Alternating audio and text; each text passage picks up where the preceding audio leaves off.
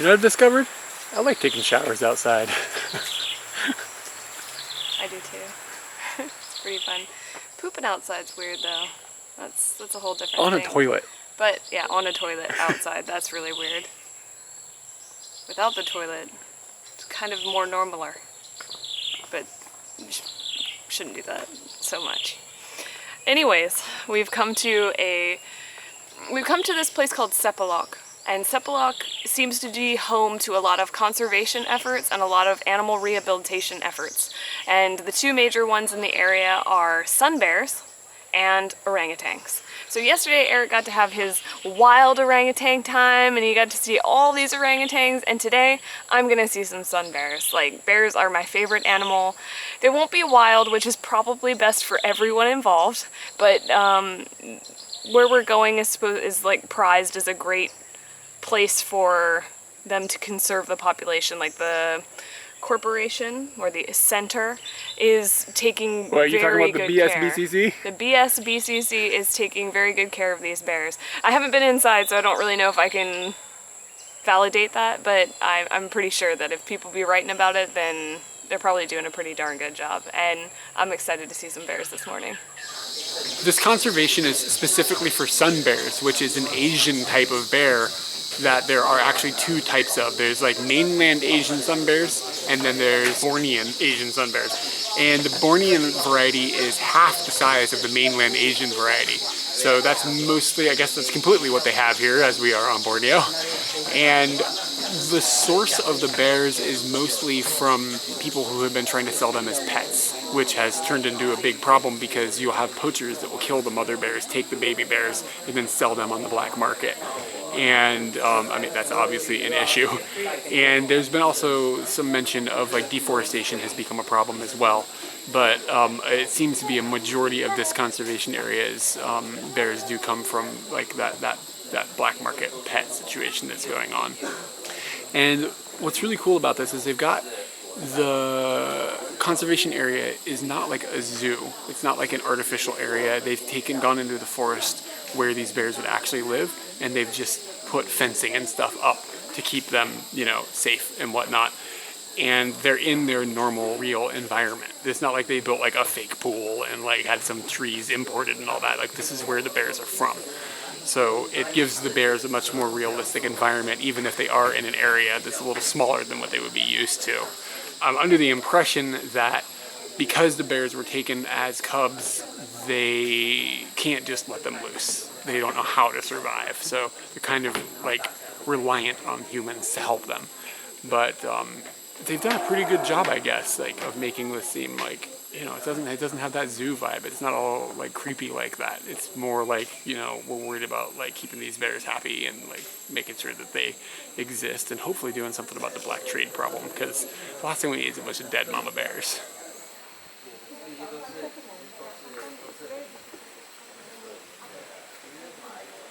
There was a lot of bear stuffs going on. There was some yawning and some stretching and some cracking some twigs, and then there was a feeding and everybody looked really happy.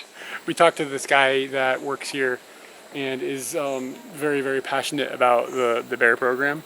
And I think maybe he might be the guy that founded it. There's a picture of him at the beginning of the entrance way to this place. And I think it's the same dude. But we were able to ask him some questions. And I asked him about like how often, or if the goal is to reintroduce the bears into the wild. And he said it is. And that at this point they have only had the chance to release 2, but they have 4 more that are scheduled to be released. So they're fundraising for a helicopter because they drop them into like the super duper remote jungles and like areas where people can't get and where the bears can't get out. So it sounds like it's a bit of a challenge for them to do that, but the end goal, like he said, is to reintroduce them, which is pretty cool. But you kind of get the impression that it doesn't work for all the bears. Like, some of them just never get the skills that they're going to need, or they've been malnutrition to the point where they're not capable of surviving on their own in the wild. So it's a, you know, every bear has got its own special program that it's on. I think the Sun Bear Conservation Center is probably one of the best animal exhibits that I've ever been to. I say exhibit in a really strange way because my mind doesn't want to say it, but I can't think of anything else to fill in the blank. There's tons of bears here. I'm constantly seeing one that's moving around, one that's sleeping, one that's doing something else. We haven't been away from a bear since we've been in this area.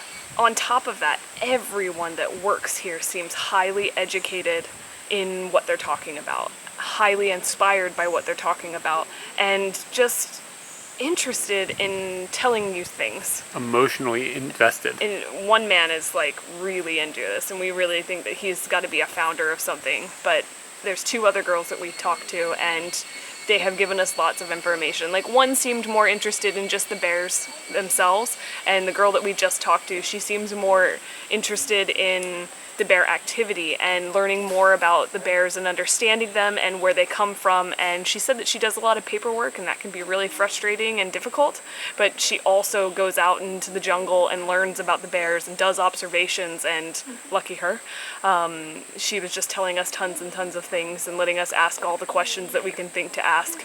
And I thought about like just leaving and going to the orangutan thing, but then I thought, you know, let's just go up here and relax with the bears for a little bit, because this is a very relaxing place, and he's gonna go up the tree.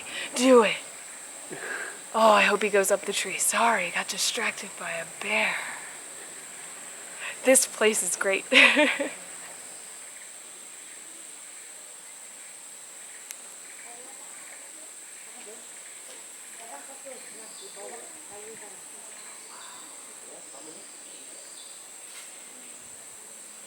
When we were up on the platform, we talked to a very informative man that we've talked about several times, and this is actually him. He's the founder and CEO of the Conservation Center, and super informative dude, obviously, very passionate about what he does, and it was great meeting him, even though we didn't really get to maybe give him the respect he deserves for what he's doing for these bears. But another thing I'd also like to point out is this bear right here. He is one of the bears that's featured on one of the postcards that we picked up for the postcard club, so maybe you'll get to see this bear come in your mail. Wow. That is scary big. Look at his booty. So we came to the Orangutan Rehabilitation Center, and here orphaned orangutans, disabled orangutans, or displaced orangutans have come or been brought to this place to be rehabilitated and put back out into the wild. And I think that the replacement efforts here are a little more normal than at the sun bear area. Seems like the sun bear area is working on that, and maybe it's a new thing, but here it seems to me that it is a consistent thing they've been doing for a while. And I've actually heard of places that they put them. I was also thinking, like, the sun bear is taking animals that were pets and reintroducing them. I don't know if this is there's not that, the sign postage here hasn't been that great that we've seen, so maybe we just missed something, but it doesn't, I don't know, what do they mean by a disabled orangutan, you know what I mean? Like, what's going on with that? Is that, were they pets, or was it just because of jungles being taken, or because they were injured or whatever? I'm not quite clear on that quite yet.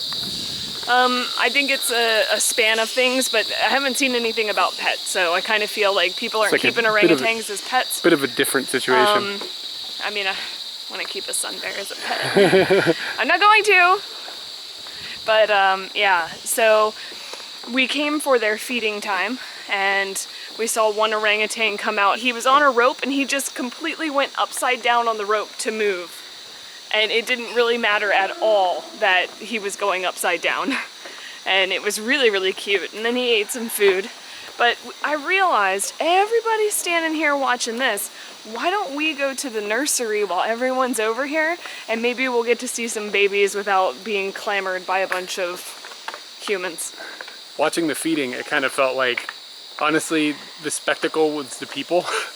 You've got this huge group of tourists from all around the world, and they've got their big cameras and they're taking pictures of this one orangutan sitting on this platform.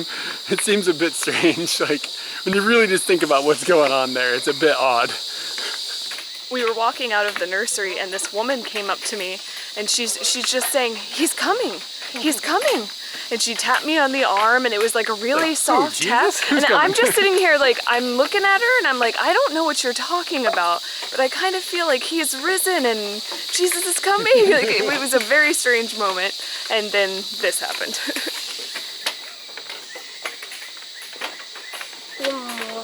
One monkey and another. I just want to clear up some things. This is a member of the great ape family. I've been saying monkey a lot. I am wrong.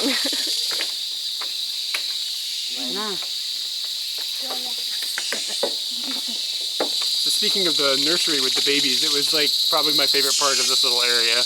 Got some baby orangutans swinging around, and they've got some fruit, and like they just, you know, they're doing orangutan stuff.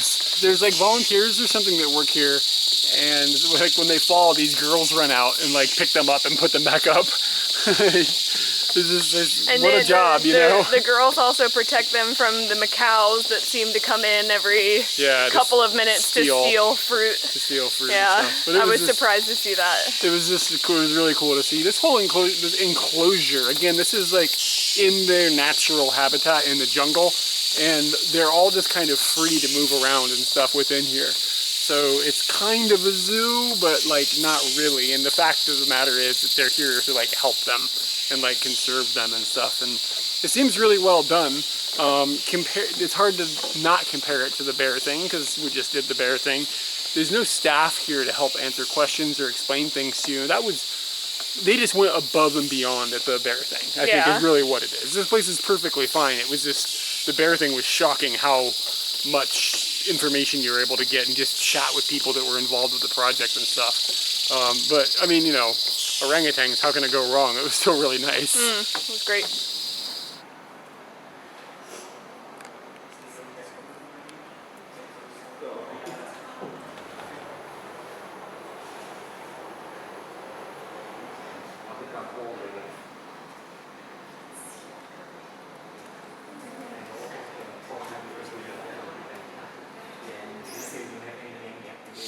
I also saw a deer mouse. It really looks like a deer and a mouse got together and copulated. A really bizarre looking creature. It's like swiggity looking legs and like a mouse face. Teeming with life. Teeming with life. I said this place was pretty nice before, but now I'm really blown away. They dropped the Comic Sans up on this sign. Loving it.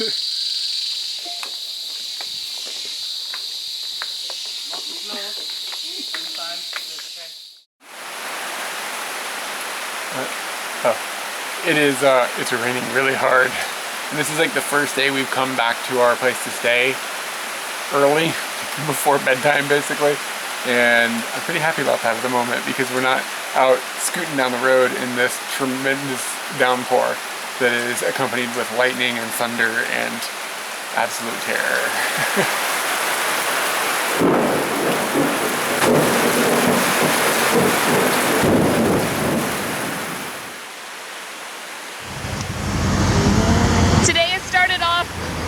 Pretty relaxed for us, but it has been raining practically all morning. It's about 12 o'clock now and we're leaving the hotel.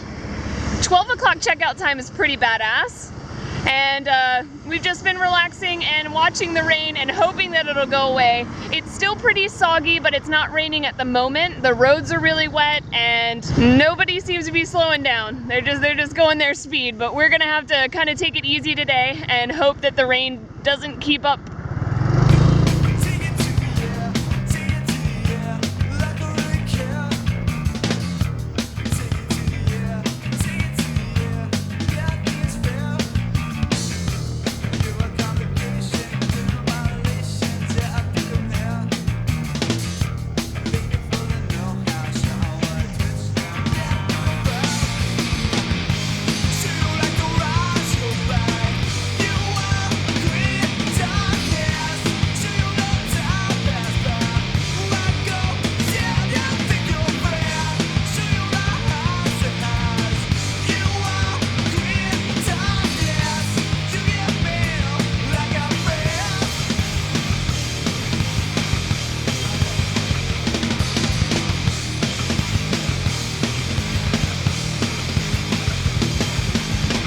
Well, the rain died down. I shopped for a long time. That was just a garage door, it wasn't thunder. But I went to the little store that's down the street and I found this. It looks like Rice Krispie treats. What? But it's all different colors and I have a feeling it's going to be hard to get in there. Can't be any worse than a Japanese bag of potato chips. Yeah, maybe. After poking a staple into the plastic and then ripping it open, I have secured myself whatever the crap this is. Is this a rice cracker? It is a rice cracker. No, rice. What are the things called in America? Rice cracker. No. The round things Rice made by the guy. Is it rice cracker? Rice cake. Rice cracker. Yeah. It smells like you smell it. It's exactly just that. And Does it have any flavoring at all? just sweet. I wonder if each one is different, do you think? Or do you think just different colors? Alright, green. Yeah.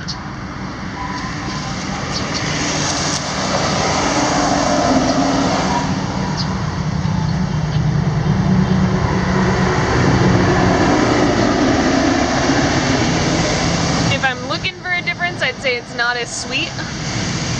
But it's really close. Yeah. But I haven't had one of these in a really long time. They're delicious.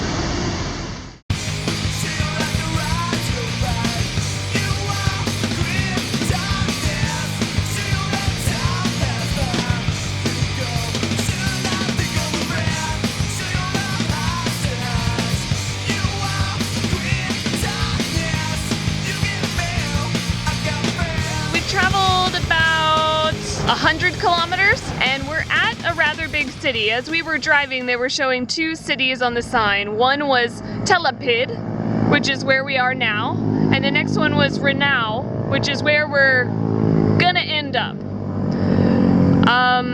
We kind of assumed that this city would have a gas station because you can go about 100 kilometers and then you'll need gas, at least in our little bike. And we went into town, there was no big gas station, so we started asking at shops if they had gas.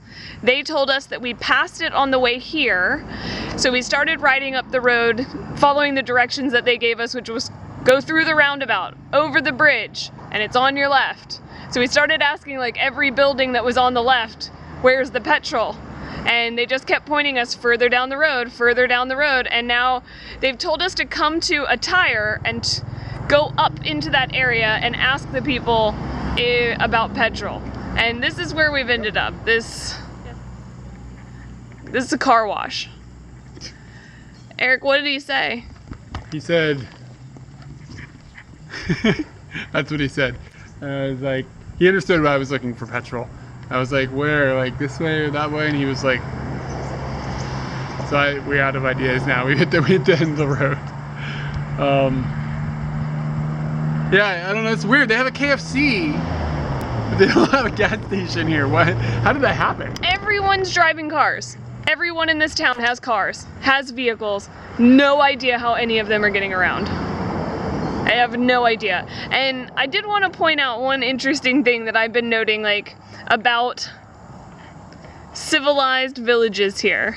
Civilized is a weird word to use, but like prominent villages.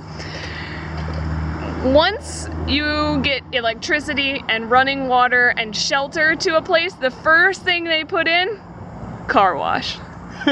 We've been to like really low-key towns, 2 car washes. There's no restaurant, there's no shops, there's no gasoline, but you can get your car washed. I don't know if you'll be able to, you're gonna be pushing your car there and you'll get it washed, but I'm blown away. They're really committed to the car and to the car looking good and to probably the car being a symbol of status here. But I don't understand how they're getting from here to there.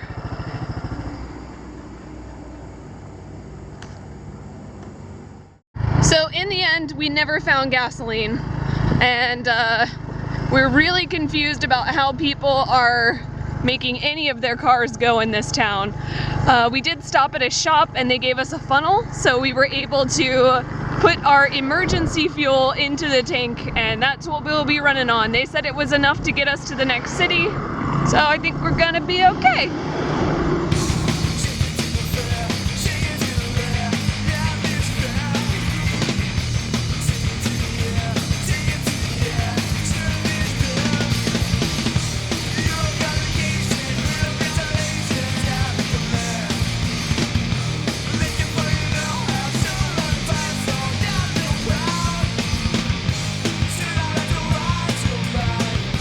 The last half of the ride today was really nice. It wasn't going straight through the palm oil plantations. It was going up over a mountain.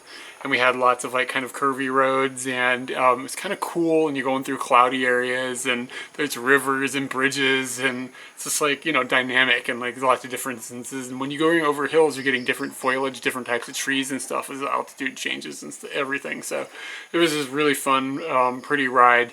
And wasn't too far today. I guess we did under 200 kilometers. Well, I don't know, maybe over 200 with all the looking around in that town we did for fuel. And eventually we popped out over this hill and you can see Mount Kinabalu. It's just barely poking out of some clouds, and it's just got these jagged rocks and stuff on it. And I guess it's is it the highest peak in Malaysia or the highest peak on Borneo? Do you know, Kitty? I think it's highest peak on Borneo. On Borneo, yeah, and it's just it seems kind of like it's got like a Fuji vibe going on, where it's got an iconic shape, and it's like, you know, just extremely recognizable to the people from the area or people that have seen it or whatever. And I can totally see that. It looks really awesome. I really wish we had time to climb it, but like with the way that the loop they went on the motorbike, it's just so far, this island's so big, there's no way we'll have time to climb it. Not this time anyways.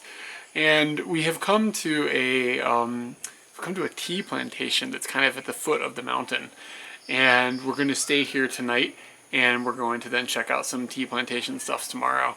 And we're staying in a longhouse, which we first saw when we were in Brunei 2 or 3 weeks ago. And we didn't stay in one then, but this one seems like it's a little more suitable for travelers. It seems like it's been built for travelers. I don't think there's people living in this one. It seems more like it's a hotel or that rest house type of thing. And we're standing inside of it right now. And it's already pretty cool because the floor is like open wood bamboo slots and stuff. And it looks very long. I don't know what we're getting into, but I'm looking like down this hallway, and our room is somewhere down there. We're going into room number 8, if I can figure out the lock, as usual. There we go.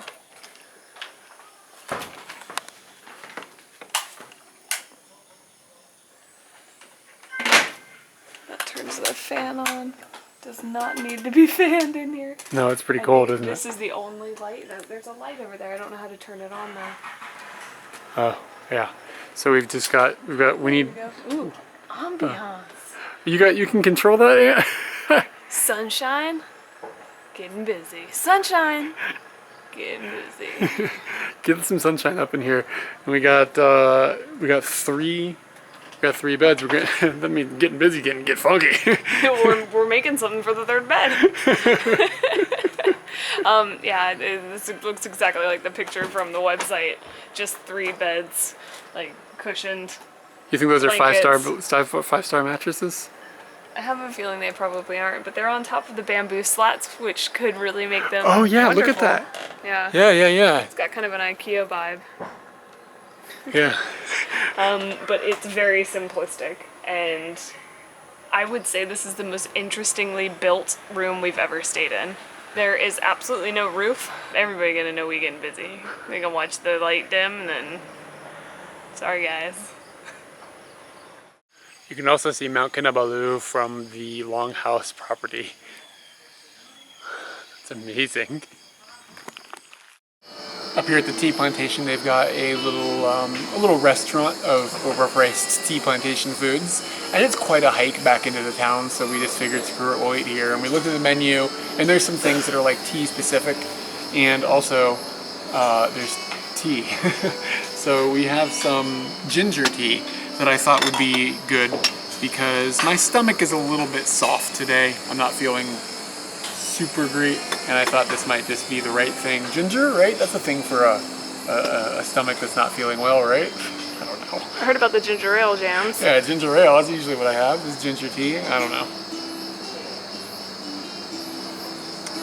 That's pretty good tea. Yeah. I'm assuming that it came from here, but it's a really smooth flavor and it's full. Like, the ginger flavor is not overwhelming, but it's like, it fills your whole mouth and you can smell it in your nose and everything. I'm happy I made this choice. In addition to the tea for my stomach, we ordered a big plate. We ordered a big plate of chips and some French fries. Again, normally we wouldn't order this, but I just wanted some potato, something like familiar for my stomach today. And I also got a big bowl of tea chicken soup. And it has come with literally the biggest spoon in the world.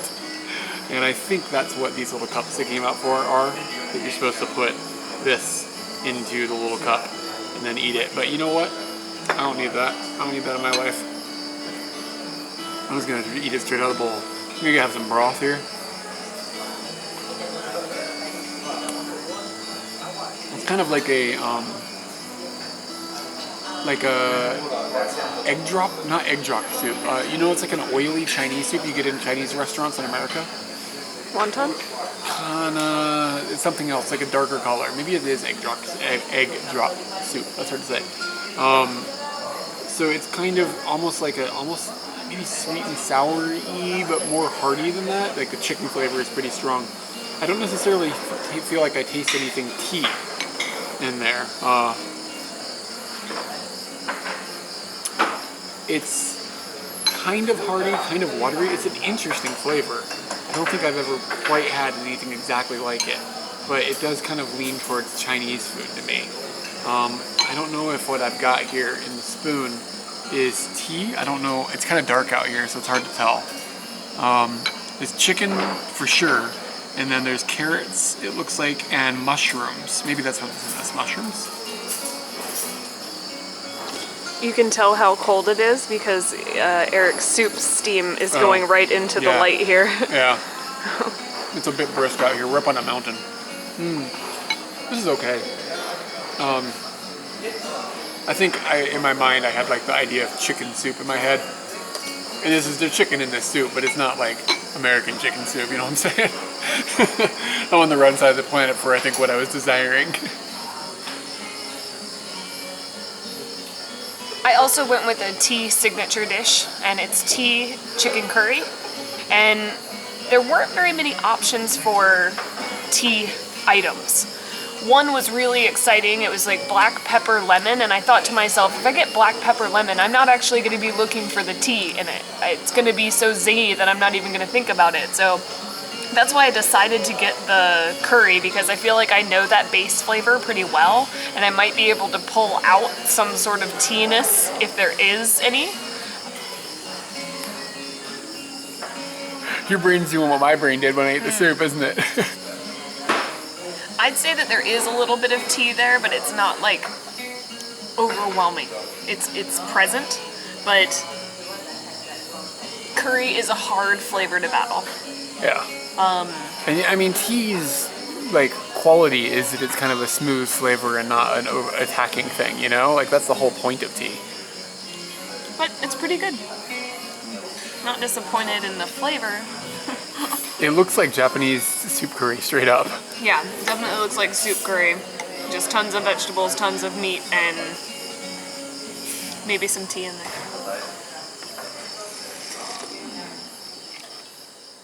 We were saying that the restaurant was expensive, but realistically, like all that food we had with the tea and everything, it was like $15 USD. So, I mean, expensive compared to other things in the country, perhaps compared to Japan or America, considering what we ate, pretty good deal. We've come into the longhouse for the evening, and it's been kind of an event. The room is okay. It smells really highly of mold. Like the entire thing, I think, is just covered in mold, and I can kind of feel the vapors of the mold going out of my lungs as I stand out in the hallway and have less of the room in surrounding me. It's quite moldy in here. And I used the shower. They have shared showers. I used the shower. It was an experience that you were happy was over when it was over. It wasn't like incredibly dirty or lots of bugs or anything like that. It just had a creepy prison vibe. Yeah. And the bathroom, the toilets are down there too, and it's just got a creepy vibe. Eric's out there doing the thing right now. He said that the men's bathroom doesn't have any hot water, and I was kind of excited about this place, and it's turning out to just be a smelly, creepy adventure. But we have an interesting neighbor.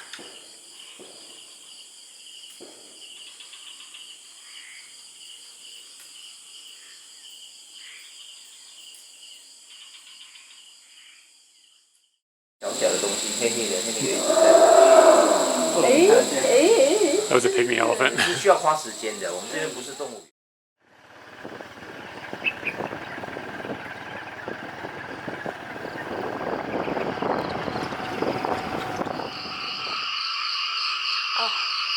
we forgot to mention that yesterday was New Year's Eve, and, well, now today is New Year's Day. And we didn't really bother staying up until 12, just because there's really nothing going on at this plantation. The tea is not celebrating. We heard fireworks going off, but we couldn't Quite hear. mid-distance. We couldn't see any of them, so there was really no draw to go anywhere. So we just kind of relaxed and went to bed and woke up really early to see the first day come in. That seemed like a better plan than just staying up. Yeah, I kind of think like getting up is cool. I don't know if I've ever done that before. Have you ever gotten up early for the New Year? I don't think I have. Sometimes I don't sleep. That was tonight. That was tonight. Why didn't you sleep? Because that's a funky room. Yeah, it is pretty gross. The smell of mold is really the biggest problem. It's intense. Yeah. Like, wow. Yeah, it's pretty nasty. And I ended up just watching every single show I have on my bot, and Are you out of The Apprentice? I'm out of The Apprentice. And I watched some Best in Show, and I was sitting out in the hallway, and a bat came this close to my face before it realized it needed to go up. I literally was hyperventilating. He squeaked and heard your face bounce off of stuff. Yeah. I'm shocked that he didn't squeak at me earlier. It was intense. It was this close. I looked at a bat face this morning. That's it was amazing. freaky. That's a good New Year. What do you think that means? Is it an omen? Keep your eyes open. Don't let that bat hit you in the face. So our view is Mount Kinabalu over a tea plantation. And it's like shrouded in clouds and stuff. And it's pretty hard to beat. Yeah, I planned to come here because I wanted to see this view, and I didn't know that it was going to be the first view of our 2017, but it's pretty freaking epic.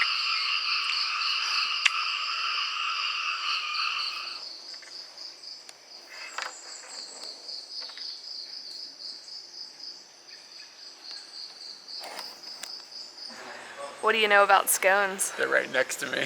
Yeah. Katie ordered some scones, and because I'm an American and I'm not from the UK. They're from the UK, right? Scones is a British thing? I don't know. It sounds European to me. Whatever. I don't know Yeah, I what would scone classify it European. Don't know Yeah. where So specifically. It's a biscuit, right? Like kind of, but then they call biscuits like crackers. They're called cookies, biscuits, and biscuit scones. What's going on, man? I don't understand. So what I've got here is I've got a crumpet of some sort. Ooh, crumpet's a good way to describe that. Is it? Did I just pick the word? Yeah. And it is apparently made of tea. And I don't know, do you break it open and then put... Yeah. There's like... you seen how much jam we got here? So I guess I'm going to just crack this guy in half. I want to taste that it. looks nice. I just want to taste it raw to see what's up. Yeah, we all know about jelly. Again, there's a tea flavor. Like, it's in there. But it's very subdued. It's kind of fun to have all these different tea things. You're trying the wrong thing. Oh, what's that? That's cream. Is that whipped cream? Like Yeah. Whipped cream?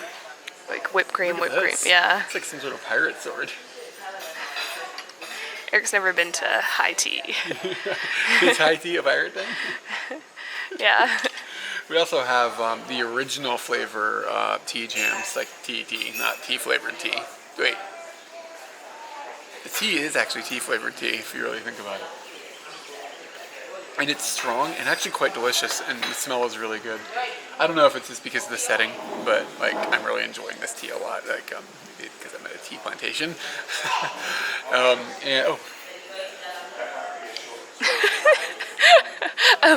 oh, that was a good combination. Yeah, that's really good. What type of jelly is it? What flavor? Strawberry? Strawberry, yeah. I think so. So we sat here for, I don't know, it's been like an hour since the sun came up. We've been just watching like the sea of clouds evaporate, and then the mountain sort of comes out a little bit. You can see some of like granite on it, and then like the clouds are enveloping the mountain again, and just watching all the clouds move around stuff has been pretty lovely. It hasn't been like an amazing sunrise or anything because the sun is actually kind of behind us, but we wanted to watch the mountain like get its first light of the year, and it was pretty rewarding. I'm gonna have another scone. I'm gonna put both of the jelly and the cream on it because that's what a pirate would do. We got some pancakes. These don't look like pancakes I know. These are kind of like crepes. I guess I would call these crepes. Maybe they call in the UK they call Is it a crumpet? they call pancakes and crepes. They get them backwards, something. Maybe, I don't know. But this is also another tea creation. It's pretty weird looking. It is really quite green. weird looking. It is green and frankly a little scary. I bet it has a mild tea flavor. It tastes like noodles. What? It tastes like pasta. It looks almost gelatinous. That looks like pasta. Yeah, I would say that it tastes like pasta. Can you taste tea in there at all? Yep. You've got some pasta pancakes, y'all. I got some pasta pancakes. I wonder if it's just food coloring that's happening. And you let your mind go so far, like it's definitely tea in there. I don't know what this is. I'm betting it's honey. That will go well with the pasta. Is it honey? Yeah. Oh, nice. Guys, this is the most touristed I've ever felt in my life. This is my first Raiden hat situation, and I've also got the turtle shell basket. And then the other basket to go on your basket. Yeah, I got a basket too. Dog. We were gonna pluck some tea leaves, but we had a chat about the tea leaves, and I think the information about the tea leaves was more valuable than taking some random tea leaves. I'll let them keep growing, more people can enjoy them. We'll end up destroying them or not making them properly in any way, shape, or form. He told us like how to make them, a particular kind of white tea that's made with the freshest of buds, and we'll just make miserable tea. So we're gonna buy stuff from the gift shop that's going to be perfect.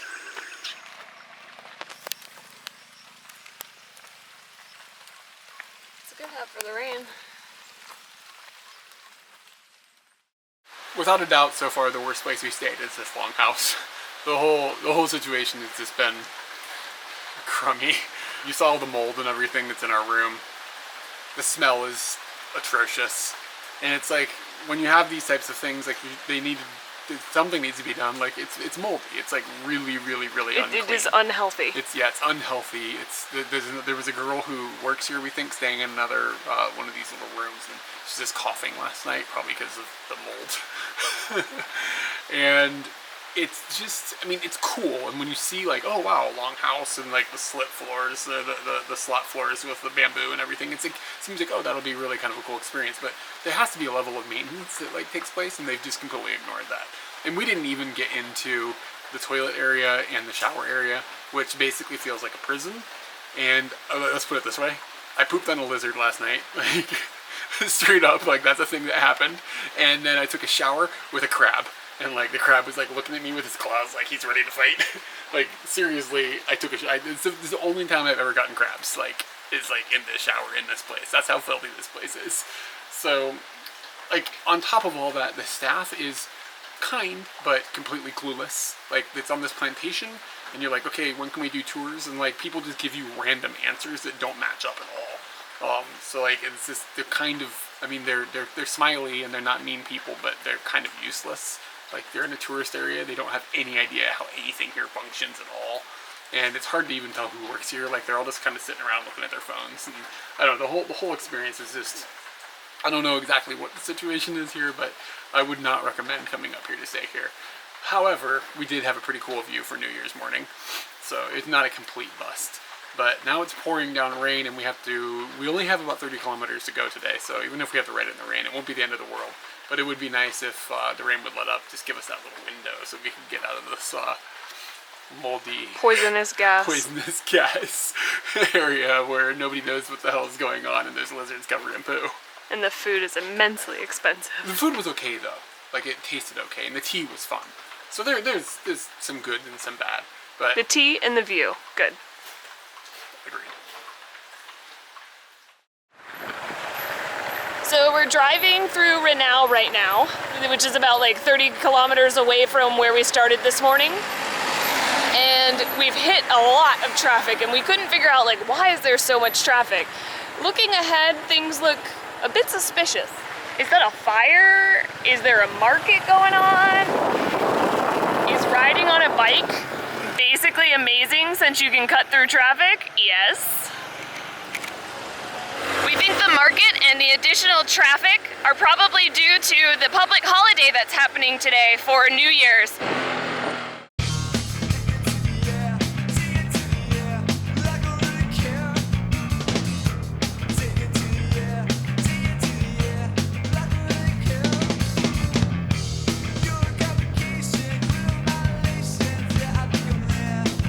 I don't know what city we've landed in, but it's really into produce.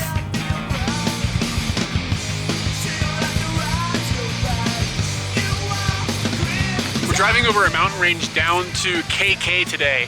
We've decided to just kind of finish the loop and get back down to the city. Gives us a day to get there a little early, get some laundry done and whatnot.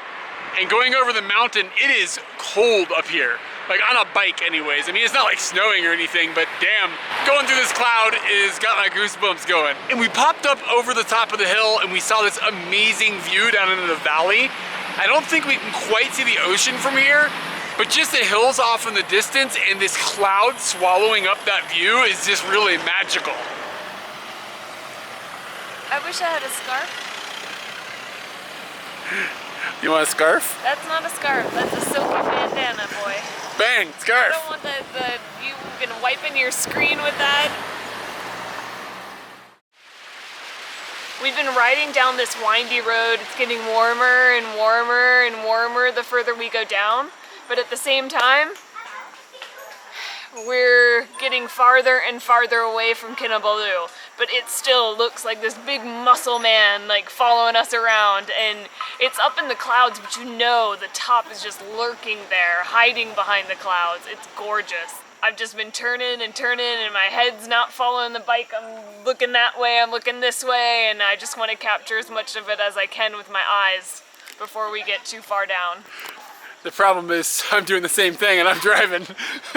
So we decided to pull over for a few minutes. Katie's gonna find a snack and I'm gonna gawk at this unbelievable looking mountain. I love that you can see the granite on the side of it and there's waterfalls falling off the side of it, and it's so mysterious. It's like from a movie or something. I can't believe this exists. It's like so iconic looking. I've been eyeballing these little snowflakes. I know they're deep fried, but in all honesty, I have no idea how they did this. I know there's some like really, really easy, simple explanation, but I don't know how you do this. It does kind of look like magic, doesn't it? It looks like magic. Did you eat one? Yeah. Is it any good? Yeah. Is it sweet or is it just deep fried stuffs? It's kind of sweet. Is it tempura? A little bit. Not much flavor, but they're okay. Good for crunch. Yeah, good crunch. Driving into KK, we've driven past a couple more cemeteries that are of equal level of spooky that we saw when we were in that town that we were in that maybe Katie knows the name of? Sandakan. Sandakan. We went to the Chinese and Japanese graveyard area, and it was a bit spooky, and like these are definitely matching that, and these are just sitting like right along the road. And I wonder, like, park at your own risk. Are you worried about like thieves, or are you worried about zombies? Because like, you know, look at the way this looks. It's just sitting on these hills, and it feels oddly disused the same way the other ones did. Like, there's nobody coming here to like keep it nice looking or anything like that. And it's just pretty spooky. Like when we first drove past one, we just caught a glimpse of it, and Katie was like, "Was that just trash?" No, them's people's.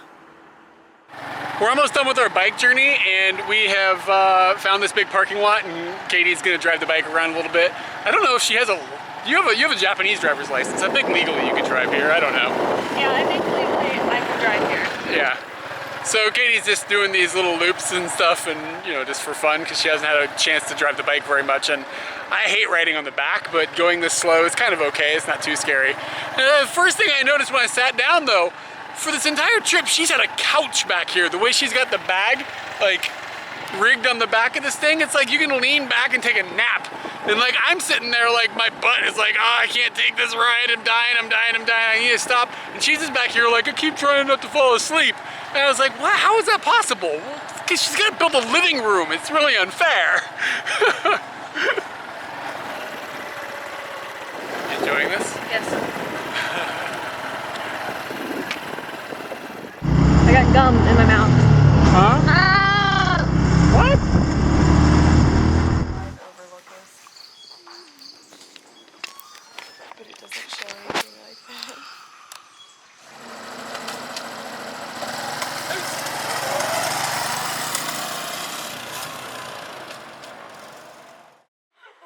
Bears, guys. They're my favorite animals, and these bears were just Did you see that really gang I started with that cuddly. orangutan? Did Yeah, you see that gang? You did start a gang with an orangutan, and I was gonna bring my bear posse to come And fight my orangutan?